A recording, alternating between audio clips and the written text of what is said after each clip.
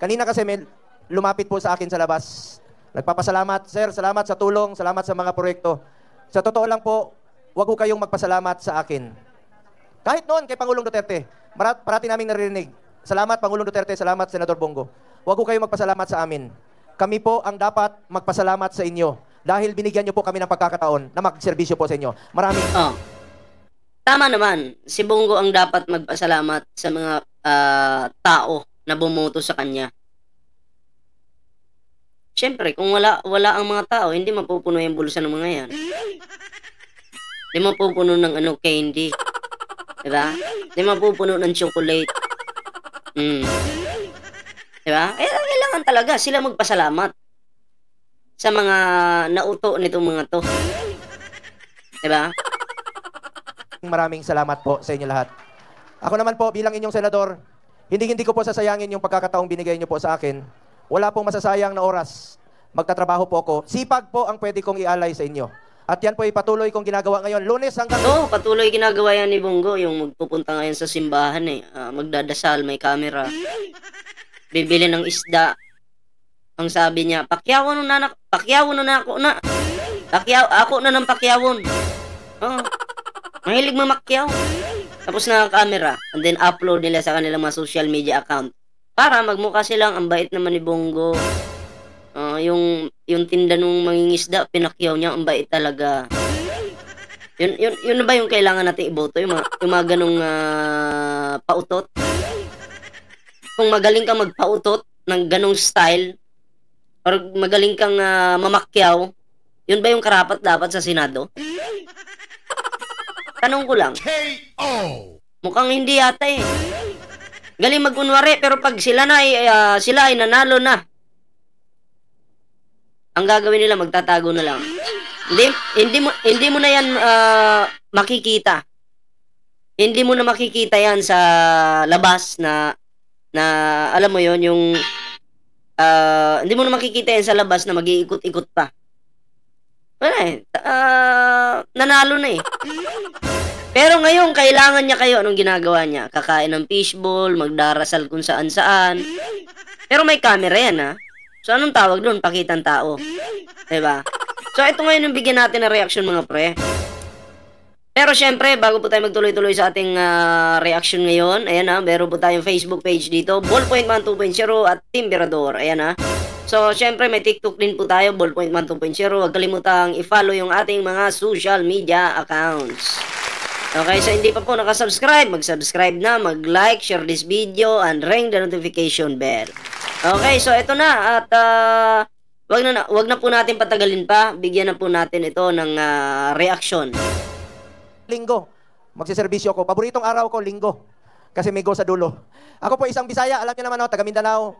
Sino mga taga Mindanao sa inyo? Bisaya ka ba, Go? O inchik ka? Siguro marunong kang magbisaya, pero yung i-claim mo na ikaw ay Bisaya, nakakahiya naman sa aming mga Bisaya, Go. 'Di ba? Ulaw kaayo ba, ulaw? Kiniklaim mo na Bisaya ka? Siguro marunong ka magbisaya. Kabalo ka magbisaya. Pero ang sasabihin mong ikaw ay Bisaya. Aba? So hindi ka na inchik niyan. Hindi ka na chikwa. Bisaya na ka na. Yan tayo eh. Gagamitin na naman yung mga Bisaya. Siyempre, may mga Bisayang madaling mauto ng mga DDS. Sasabihin ng mga DDS, uy, kabalo na siya magbisaya, ato nang iboto. Porket magaling magbisaya, iboboto nyo na. Ay, sus, Mariusip. Bobo. Dami talagang bobo. Sa mga kapatid ko Muslim, Assalamualaikum. Gamitin mo na, pati Muslim. Katolik ko, gamitin mo na rin. Lahat-lahat na gamitin mo. Pati yung grupo ni Dato Adlaw, gamitin mo na rin. Baka mamaya padlakan kayo ni Dato Adlaw, ha? Pwede na 72 hours, dapat napadlakan na kayo. Sa Davao, mahal na mahal namin kayo doon. Walang diskriminasyon doon sa Davao. Oo, mahal na mahal namin kayo dyan sa Davao. Kasi nga, pag may baha nga dyan sa Davao, si Sarah wala man dyan. Ganon kayo kamahal ng mga taong yan. Diba? Walang diskriminasyon dyan sa Davao. Sabi niya. Sige, tuloy. Kristiyano, Muslim, magkakapatid tayo, magmahalan tayo sa isa't isa. Yes. Sino sa inyo mga taga-Visayas? Tama naman yan, magmahalan tayo. Totoo naman yan, kahit ano pa, Muslim ka man, Kristiyano, Mabisaya, kahit anong salita mo, dapat talaga nagmamahalan. Totoo yan, agree ako sa Bongo, pero hindi kita iboboto. Ganun lang kasimple. Agree ako sa'yo. Pero, kaya nga lang, di mo ako kukuha sa ganung estilo mo. Di pa rin kita iboboto. Diba? Mabisaya, Bulanon, mga Ilonggo. Oh, lente, mga parinti ko man eh. Eto si Atty. JB, Ilonggo rin. Pinsan ko yan. Kasi ang tawag sa kanya, Ilonggo. Ang pangalan ko, Bongo. Sinong Waray? Waray. Ako rin, Waray Kwarta. Mga... Okay, tandaan po natin ha. JB Ejercito, DDS po yan. Maliwanag po yan ha. Kasi may interview sa kanya may isang interview sa kanya. Hindi daw po siya masaya patungkol dun sa impeachment laban kay Sara Duterte. So, anong tawag dun? Hindi ka masaya, trabaho nyo nga yan eh. Diba? Tatawa ako kay JB, no? So, ako na, tinatandaan ko pa naman yung mga pangalan na ayaw sa impeachment laban kay Sara Duterte. Hindi ko kayo iboboto. Ganun lang. Ganun lang kasimple. Bisaya, alam nyo, salamat sa inyong lahat, mga Bisaya. Wait lang, may ano lang. May ads lang. Mabigat sa atin yung utang na loob, huwag kalimutan. Kaya ako po ay patuloy na magsiservisyo sa inyo. Malaking utang na loob namin sa inyo, mga Bisaya. Salamat kayo sa inyong suporta. And of course, sa Luzon, mga Ilocano, mga Bicolano, lahat po, mga taga Pampanga, Pangasinan, Batanggenyo rin po ako. Sino mga taga Batangas rito? Batanggenyo rin po ako. Tesoro po. Magaling ka lang siguro salita ng ano daw, kasi pag Batanggenyo ka, may alain na yan eh. Magaling ka lang siguro magsalita. Pero hindi mo pwedeng sabihin Batanggenyo ka. Kanina Bisaya ka, ngayon naging Batanggenyo ka na naman. Ano ba talaga? Ang gulo, di ba? Po ng Batangas, Tanawan at Santo Tomas. So salamat sa inyo. Una-una, bago po ako magre-report sa inyo, ano pong nagawa natin sa Senado. At gusto ko rin pong makiusap sa inyo na tulungan po natin ang mga kasamahan ko dito. Kasi yung kapanalunan... Anong nagawa ni Bongo sa Senado? Ang magkampihan sila ni Bato. Ang protektahan ang mga Duterte at Kibulokers. Yan ang ginawa nila doon. Diba? Eh, nakikita po natin araw-araw eh. Hindi pala araw-araw. Minsan lang pag may hearing sila doon. Diba? Ang po ng mga kasamahan ko rito ay kapanalunan rin po ng Duterte at kapanalunan po ng bawat Pilipino. Isa-isahin ko na lang po, attorney, according to number, no? Attorney Jimmy Bondok, palapakan pa natin. Ito, isa sa mga... ulitin natin. Si Jimmy Bondok ko. To number, no? Attorney Jimmy Bondok, palapakan pa natin. Oh.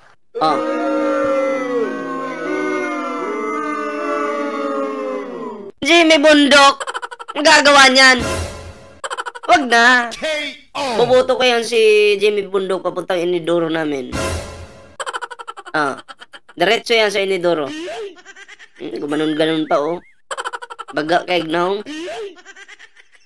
Ito, isa sa mga pumilit kay Pangulong Duterte noon. Wala na, sarado na, ayaw na niya tumakbo. Pumunta to noon, nagdala ng kanta. Takbo, malala nyo. Ngayon, ikaw ang sisihin kasi tumakbo siya.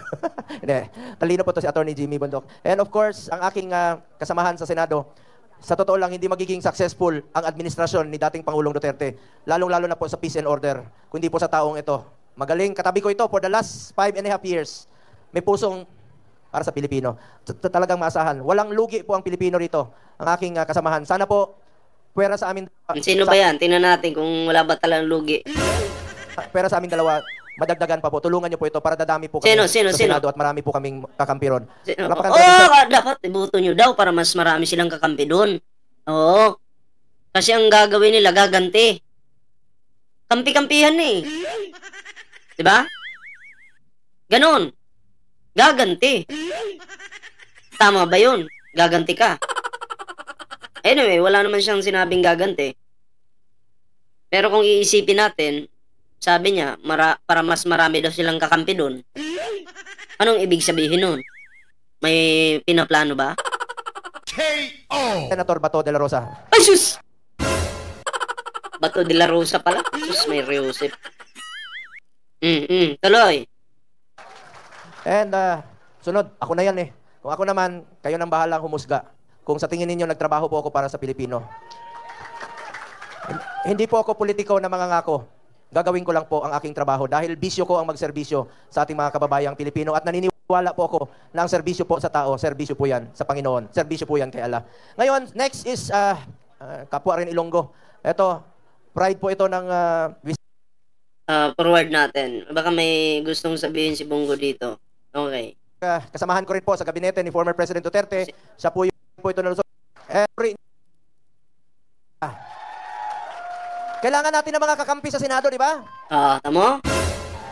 Tulungan nyo naman kami, ni Bato. Para dadami kami, Senator Robin, Senator Bato at ako, madadagdagan kami. Oo, para dumami yung mga walang alam sa Senado. At dumami yung mga inchik sa Senado. Tulungan nyo daw po sila. At may makikipaglaban po sa inyo sa Senado. At may makikipaglaban para sa pamilyang Duterte. Hindi para sa mga Pilipino. Hindi para sa bansa. Ha? May makikipaglaban na para sa mga Duterte. Kasi ang pinaglilingkuran lang ng mga to ay mga pamilyang Duterte. Maliwanag? Okay, tuloy. Makikipaglaban, hindi lang sa mga Duterte, makikipaglaban po sa kapakanan ng bawat Pilipino. Lalong-lalo na po yung mga mahirap natin. Kapakanan ng bawat Pilipino. Anong ginawa niyo dun sa naputulan ng hinlalaki dyan sa West Philippine Sea? Di ba hindi mo naman pinaglaban, Bongo? Wala ka naman, no comment ka nga dun eh. Di ba? No comment ka, tapos sasabihin mo ngayon, ipaglalaban yung kapakanan ng bawat Pilipino? Nga kami? Hanggang salita ka lang? Ating kababayan. Yun po ang unahin natin. Yun po ang pakiusap ko sa mga kasamahan natin dito. Unahin po ang interes ng Pilipino, interes po ng mga kababayan natin. Unahin ang interes ng pamilyang Duterte. Yun yung maliwanag sa amin. And of course, next is ating Pastor Kibuloy. Alam nyo, next, yung isang kantotero. mas una pa silang magkakilala ni dating Pangulong Duterte. Magkakilala sila. Ano pa kinamin kung nauna sila magkakilala bago kayo? Anong connect? May pakaiba kami dyan? Kailangan ba kaming matuwa dahil una silang nagkakilala bago kayo? Anong pakinamin? Meron pa pong maliit na kapilya si Pastor Kibuloy. Matagal po sila nagsama. Hindi lang po sa pagiging kaibigan sa Davao. Pati sa naging spiritual advisor po ito ni dating Pangulong Duterte. Anyway, dito muna tayo kay gusto kong bigyan ng reaction itong kay kay Kibuloy. Okay? Kay Kibuloy. Bigyan natin ng reaction itong kay Kibuloy. Wait lang Okay. Ito na mga pre, no? Bigyan po natin ito ng reaksyon itong kay Kibuloy. Tingnan natin kung ano yung mga sasabihin niya dito. Magandang araw sa lahat ng mga Pilipino saan man makarating ang aking boses ngayon. Ako po si Pastor Apollo C. Kibuloy at tinatanong ko isang malaking karangalan na maging bahagi ng kaganapan ito at maging kaisa sa lineup ng Duterte senatorial candidates. Isang pagpapinday sa aking kaibigan ang chairman ng Partido Demokratiko ng Pilipinas, PDP Laban, former President Rodrigo Roa Duterte. Malugod ko rin binabati ang mga opisyalis ng partido, Vice Chairman Alfonso Cusi, President Senator Robin Padilla, at Secretary General Amy Torrefranca Neri. Okay, ayusin lang natin. Medyo noo po yung nakikita natin eh. Pasensya na ha, ayusin lang natin. Tuloy na natin to. Treasurer Isabel Zamora, Auditor. Direct na tayo dun sa mismong topic niya. Diba? Ayan. Bahagi ng lineup ng mga Duterte na kinikilala sa kapuri-puring liderato nito sa Davao City o sa Pilipinas nang siya'y maging Pangulo ng 6 na taon. Marahil ay nagtatakang karamihan sa inyo tungkol sa aking pagtakbo sa kabila ng aking kalagayan ngayon. Ako po si Pastor Apollo C. Kibuloy, leader ng isang religious community, ang Kingdom of Jesus Christ. Wala man akong karanasan sa politika, ngunit malawak ang aking pangunawa sa pamamahala at pangangasiwa. Sa katunayan, sa loob ng 40 taon bilang pastor ng Kingdom of Jesus Christ, nayanat ko ang pamumuhay ng mga miyembro. Wait lang Wala naman daw po siyang kaalaman. Ito. Ulitin natin na taon. Marahil ay nagtatakang karamihan sa inyo tungkol sa aking pagtakbo sa kabila ng aking kalagayan ngayon. Ako po si Pastor Apollo C. Kibuloy, leader ng isang religious community, ang Kingdom of Jesus Christ. Wala man akong karanasan sa politika, ngunit malawak ang aking pangunawa sa pamamahala. Wala naman daw po siyang karanasan pagdating sa politika, pero malawak daw yung kanyang pangunawa. mahala at pangangasiwa. Sa katunayan, sa loob ng 40 taon bilang pastor ng Kingdom of Jesus Christ, naiangat ko ang pamumuhay ng mga miyembro at misyonaryo sa KOJC. Mali ka! Naiangat nyo ang buhay nyo at buhay ng mga malalapit sa'yo.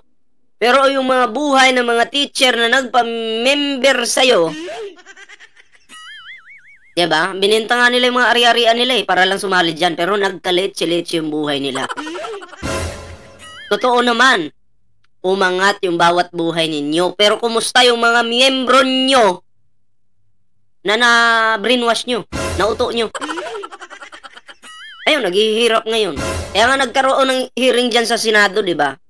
May mga nag-witness dyan nang dahil na rin sa panggigipit mo sa mga miyembro mo. Maliwanag naman yun eh. Tapos ngayon, mambobola ka? Naitatag ang ilang mga organisasyon na tumututok sa pagpapahalaga sa tao na matugunan ang kanyang pangangailangan. Ito ang aking Exhibit A, ang Kingdom of Jesus Christ o KOJC. Limitado Yan o, KOJC, tingnan nyo ha. Ito ang aking Exhibit A, ang Kingdom of Jesus Christ o KOJC. Yan, itong kingdom niya nito.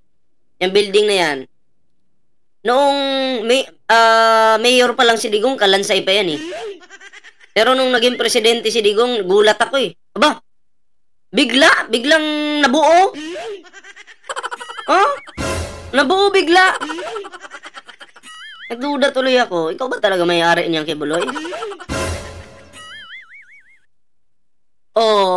Kaming mga individual na mga Pilipino may ambag dyan sa KOJC mo. Nakakagulat eh. Kasi may nasagap akong balita na di umano itong kingdom ni Kibuloy ay nakinabang sa build ni Digong. Di ba? Yung proyekto na yan ni Digong, yung build na yan, pera natin yung ginagamit doon. Pera ng taong bayan ang ginagamit doon. Di ba?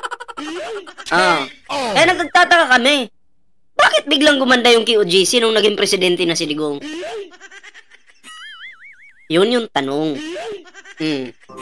Limitado man ang aming resources, ngunit napalago ang simbahan. Mula sa Davao City hanggang sa iba't ibang panig ng daigdig. Mula pa noon, aktibo ring tumutulong ang KOJC sa lipunan at pamahalaan sa pamamagitan ng mga humanitarian programs. Naitatag ang Children's Joy Foundation Incorporated na nagbigay kalinga sa mga batang naulila at napabayaan. Ang Keepers Club International ay may mga programang naglalayong mailayo ang mga kabataan. Bakit yan yung pinapakita ni Kibuloy? Try mo namang ipakita yung mga naghahasa. Yung mga ginahasa mo umano, di umano, no? Na mga kababaihan dyan. Ba't di mo i-flex? Ito yung tagahilot ko pag 10 oras na ng gabi. Tagahilot ko yan. Dapat yun yung pinopromote mo dyan. KO! Pinagbabawal ng droga, ma-recruit ng mga makakaliwang grupo, at iba pang masasamang impluensya. Marami ng scholars na nakapagtapos at naging mga profesional mula nang maitayo ang Jose Maria College Foundation Incorporated. Wait lang po may may ads. Ang 2020, meron ng 112 na J. Marian lawyers ang na-produce ng JMCFI. Noong 2024, may 26 na bagong mga doktor ang na-produce naman ng College of Medicine. Kinikilala rin sa iba't ibang larangan ng academic excellence. Moot court. Ito po yung delikado. Ito yung delikado. Kung magpapabulag kayo sa mga ganitong pinapakita ni Kibuloy dito, no? Ito yung delikado. Kasi marami pong issue ito si Kibuloy patungkol sa pang-aabuso sa mga minor. Papayag ba kayo na magkaroon tayo ng isang senador na manyakis? Payag ba kayo? Gamitin nyo to. Eto, wag uto-uto. Diba? Pero good luck sa mga uto-uto. KO! Sana manalo yung manok nyo ha, kasi malabo itong manalo. Malabo talagang manalo itong taong ito. Nakibulok na to. KO! Debate, campus journalism, research at sports. Ang advokasya para sa kalikasan at malinis na kapaligiran ay binigyang pansin sa pamamagitan ng Sunshine Philippines Movement. Kada linggo, ang mga volunteer ay nagsasagawa ng tree planting activities at cleanup drives. Ang United Indigenous Peoples Heritage of the Philippines o UNIFIL upang bigyang pansin ang mga pangangailangan ng mga katutubo. Ang mga nasalanta ng kalamidad at iba pang sakuna ay tinutulungan sa pamamagitan ng mga relief O, operations. akala ko ba ayaw nyo ng ayuda? Bakit ginagaya nyo yung style ni Pangulong Bongbong Marcos, ni Speaker Martin Romualdez? Maliwanag yan oh, namimigay ng ayuda. Bakit? Kasi eleksyon na. KO. Tingnan nyo po oh. ng SMNI Foundation Incorporated. At bilang honorary chairman ng Sunshine Media Network International o SMNI, ang mga programa natin sa radyo, telebisyon at digital media ay nakatutok sa pagpapaunlad ng bansa o nation building. Napatunayan natin na sa KOJC na kapag ilalagay ang pera sa pwestong kinalalagyan, walang maghihirap o maiiwanan. Dahil sa karanasang ito, Walang maghihirap at may iwanan. Tama, panlilin lang yan. Samantalang maraming nagsumbong na naghihirap dyan. Diba? Kinukulong nyo pa. ang pangunahing isinusulong ko sa aking pagtakbo ay zero korupsyon. Talamak ang korupsyon sa ating bansa ngayon at nawawala ng tiwala ang taong bayan sa ating pamahalaan dahil sa kawalan ng transparency at accountability sa pag-handle ng buwis mula sa pera ng mga mamamayan. Kung ako ay magiging senador, ako ang magiging tagapagbantay ng pera ng bayan. Sisiguraduhin ko na ang pera ng taong bayan mapunta talaga sa akin. Kasi yung pera ng iyong mga miyembro napunta sa'yo, di ba? Nasa iyo Kibuloy, di ba? Tama, di ba? Hindi, nagtatanong ako, tama ba? Ng mamamayan ay mailalaan para sa kaginawaan at magiging tugon sa bawat pangangailangan. Ako ang magiging pambansang konsensya o national conscience dahil naniniwala ako na walang pahit na korupsyon ang aking pagkatao. Dapat nang wakasan ang sistematikong korupsyon. Delikado po yan pag pinupuri mo yung sarili mo. Sarili mo, pupuriin mo. Diba? Mas maganda po na ang dapat pumuri sa halimbawa, ako si Ballpoint Man, hindi ko pwedeng puriin yung sarili ko, nakakahiya yun. Ang dapat na pumuri sa sarili ko, yung ibang tao dapat. Kasi nakikita nila yung ginagawa mo eh. Diba? Pero tingnan mo si Kibuloy, itinataas na yung sarili niya. Nakakahiya ka. Na nagdulot ng kahirapan at kasiraan sa ating bayan. Naniniwala ako na malulutas ang problemang ito kung papapanagutin ng mga opisyal ng pamahalaan na nangangasiwa sa budget, lalo na sa mga kinatawag. May balak gumante. Gagante ang kulto. Representante. Hindi ito magtatrabaho ng matino pag ito'y naging senador. Ang gagawin nito, gaganti ng gaganti itong mga to. Diba? Ang mga distrito at pamayanan, kailangan merong tapat na pag-uulat nito para maging mulat ang taong bayan kung saan napupunta ang kanilang mga buwis. Kaya nga, isusulong rin natin ang death penalty para sa mga korap na opisyal. Mauuna ka! Pag sinulong mo yung death penalty, mauuna ka. Dapat pag sinulong nyo yung death penalty, kapag yung mga nanggagahasa, dapat pinapatay din yun. Mauuna ka, Kibuloy. Pero alam ko, pangako mo lang yan na hindi mo naman gagawin. Alam mo bakit? Pag ginawa mo, isinulong yung death penalty, kayo-kayo rin ang tatamaan yan. Kaya para makuha yung loob ng mga tao, mangangako ka ng kung ano-ano ngayon. Kesyo may isusulong yung death penalty, syempre ang tao, gustong-gusto pag may death penalty, di ba? Ay, sige, buto natin si Kibuloy kasi may death penalty, ipapatupad niya, isusulong niya yun. Pag nakaupo na yan, wala, nga. Parang si Digong, nangako ng 3 to 6 months. Anong nangyari? Natupad ba? Wala. Kaya niya lang ginawa yung pangako na yung para ibuto nyo siya at hangaan nyo siya. Ganun, nauto kayo doon, nabudol kayo doon. Yan ang pamahalaan. Sa aking panukala, ang bawat kandidato na nais maglingkod sa bayan ay pipirma sa isang covenant with the people at mangangako na hindi galawin ang pera ng taong bayan. Haharap sa isang truth commission kung saan mananagot ang opisyal kung sakaling merong paglabag at nagalaw ang pera mula sa kaban ng bayan. Ito ang focus ng aking plataforma dahil naniniwala ako na hindi pagpapalain ng Diyos ang ating bayan. Kung di ba ikaw yung Diyos? KO. Roong magnanakaw at mga tiwali sa pamahalaan. Kalakip nito ay paglalaban ko ang hustisya at katotohanan, kapakanan. Kalakip nito ay magkakaroon tayo ng walang hustisya at puro kasinungalingan lang. Ganun po yung kabaliktaran noon. Di ba? KO. Hustisya pa Ikaw naman, Yakis, ipaglalaban yung hustisya? KO. Huwag nga kami. Ng bawat Pilipino. Bilang isang spiritual leader na nakaranas ng political harassment dahil sa ating mabuting prinsipyo at pagiging malapit sa pamilyang Duterte, naunawan kong bigat ng pangapit kawalan ng hustisya, naniniwala ko na panahon na upang magkaroon ng tunay na leader sa Senado. Huwag nating hayaang manaig ang mga gahaman sa pera at kapangyarihan. Tandaan, ngayong eleksyon, ako si Pastor Apollo Kibuloy, ang nagsusulong. Amoy pa lang. So ayun na, hindi na natin tatapusin. Sa madaling salita, wag po nating iboto si Kibuloy. Mahirap po pag nagkaroon tayo ng kulto sa Senado. Lalawak ng lalawak yung kulto na yan. Pag sila ay naging senador, nako, isipin nyo na lang po yung mga anak nyo, ha. Huwag po makasarili. Kung iboboto nyo yung kulto sa Senado, nasa sa inyo yan. Sa bagay, nasa Bible naman yan. Nasa Bible naman po talaga yan na ang kulto, maghahari po talaga sa mundong ito. Maghahari po sila pansamantala. Nasa Bible po yan. Pagbigyan natin mga kulto. Diba? Pero, sabi ko nga, huwag nating iboboto yan. Okay? So, ayun na po yung ating video ngayon mga pre. Sa hindi pa po nakasubscribe sa ating YouTube channel, huwag kalimutang mag-like, share, and subscribe para naman maging updated ka sa mga uploads natin. And syempre, meron po tayong Facebook. Meron din po tayong Ballpoint Man Facebook page. Yan. Meron din pong Timbirador na Facebook page.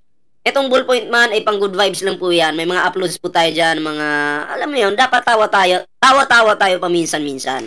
Sa Timbirador naman, puro political vlogs po yung ina-upload natin doon. Sa TikTok naman po, Ballpoint Man 2.0, political vlogs din po yung ina-upload natin doon. Okay, so yun lang mga pre. Yung ating video ngayon, kita-kits po tayo sa susunod na video.